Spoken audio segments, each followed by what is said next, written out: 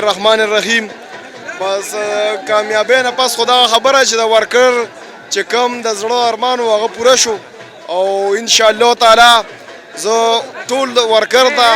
او د پی کې 64 چې څونه ولس ته زه ته مبارکباد ورکوم او د ډېرې مینې او د ډېر چې کوم دی نو زیات مینې چې کوم دی زه یې قدر کوم او انشاءالله تعالی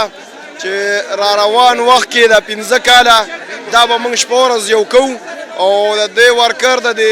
پی کې 64 د حلقې انشاءالله تعالی خدمت وکړو او په پوره جذبه او په پوره جنون سره به انشاءالله تعالی شپه ورځ یو کوو او د دې د ترقۍ چې کوم مسایل دي هغه به هم حل کوو انشاءالله تعالی د دې نه به یو ماډل حلقه جوړو انشاءالله تعالی. اصل کې ستا خبره ټیک ده چې پارټۍ چې کوم دی نو ټیکټ ما ته نو ایشو کړی خو د پاکستان تحریک انصاف چې کوم لیډرشپ دی مین زه د عمران خان خبره کوم چې هغه زمونږ ورکر ته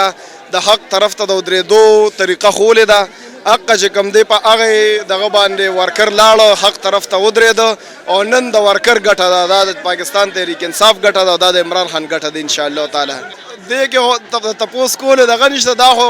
ورکر همت کړی دی ورکر محنت کړی دی ورکر منډه والی ده دې کې زه بل هېڅ چا ته دې کریډټ نه ورکوم دا د پی کې 64 ورکر ته ولس ته زه دې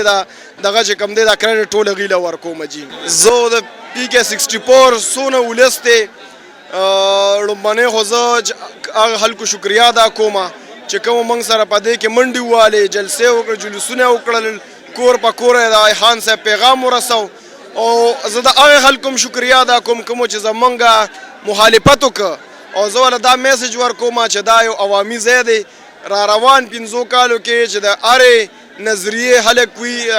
هغه چې کوم دی نو دا زمونږ دروازې ورته کولو دي دا د خدمت په جذبه موږ روتي یو او انشاءالله تعالی دا خبره یو پکې نه وي چې دا کومې جنډې سره تعلق ساتي خصوصي طور چې کوم دی نو پاکستان تحریک انصاف ورکر او په دغه باندې به انشاءالله په شریکه باندې به انشاءالله همت کوو خدمت به کوو انشاءالله او د پی کې 64 نه به یو ماډل حلقه جوړو انشاءالله تعالی.